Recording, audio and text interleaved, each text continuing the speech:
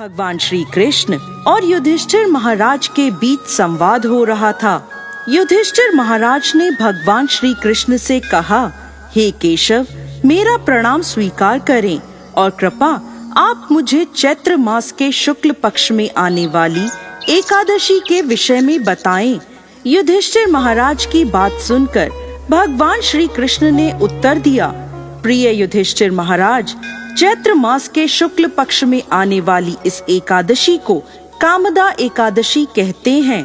इस व्रत का पालन करने से समस्त पाप नष्ट हो जाते हैं और व्रत का पालन करने वालों को पुत्र रत्न की प्राप्ति होती है।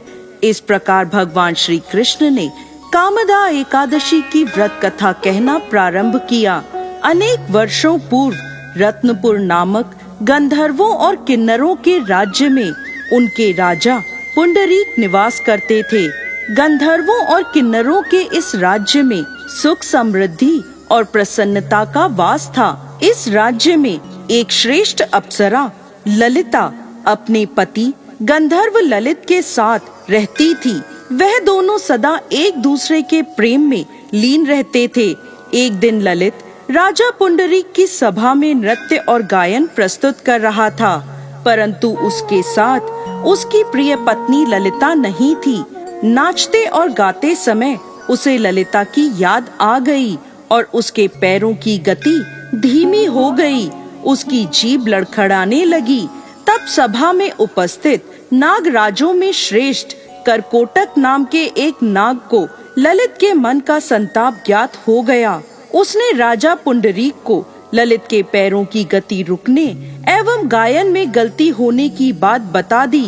करकोटक की बात सुनकर राजा पुंडरीक को गुस्सा आ गया और गुस्से में भरकर उन्होंने ललित को श्राप दे दिया, हे मूर्ख, तू मेरे सामने गायन प्रस्तुत करते हुए अपनी पत्नी को याद कर रहा है।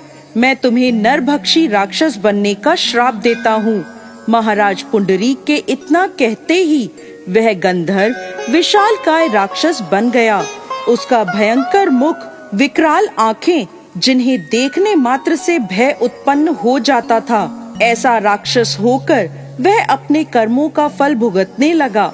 जब उसकी प्यारी पत्नी ललिता को इस बात का पता चला तो वो बहुत दुखी हुई। ललिता अपने पति के विकराल आकृति देखकर मन ही मन सोचने लगी, क्या करूं, कहाँ जाऊं? मेरा पति बहुत कष्ट भुगत रहा है। वह रोती हुई जंगलों में अपने पति के पीछे पीछे घूमने लगी। जंगलों में घूमते घूमते उसे एक सुंदर आश्रम दिखाई दिया, जहाँ एक शांत मुनि बैठे हुए थे। ललिता शीघ्र उनके पास गई और मुनि को प्रणाम करके उनके सामने खड़ी हो गई। उस दुखी नारी को देखकर मुनि बोले, तुम कौन हो और यहाँ कैसे आई हो? ललिता ने कहा, हे महामुनि, मेरा नाम ललिता है। मेरे स्वामी अपने पाप दोषों के कारण राक्षस बनकर घने जंगल में भटक रहे हैं। उनकी यह अवस्था मुझसे देखी नहीं जाती। आप मुझे कोई ऐसा उपाय बताएं जिसके प्रभाव से मेरे पति को राक्षस योनि से छुटकारा मिल जाए। मुनिवर बोले, हे पुत्री, इस समय चैत्र मास के शुक्ल पक्ष की कामदा नामक एकादशी है, जो सभी पापों को हरने वाली है और अति उत्तम है। तुम कामदा एकादशी का विधि पूर्वक व्रत करो और व्रत का पुण्य अपने स्वामी को प्रदान करो। पुण्य देने पर क्षण भर में ही उसके सारे दोष दूर हो जाएंगे।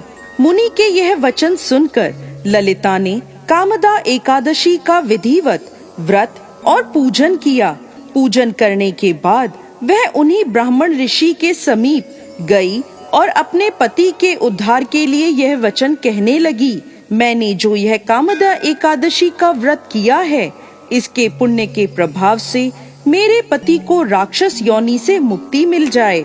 ललिता के इतना कहते ही क्षण भर में ललित का पाप दूर हो गया और उसने पुनः अपने दिव्य देह को धारण कर लिया। वह दोनों पति पत्नी कामदा एकादशी के व्रत के प्रभाव से पहले की अपेक्षा और भी अधिक सुंदर रूप धारण कर स्वर्ग लोक को प्राप्त हुए।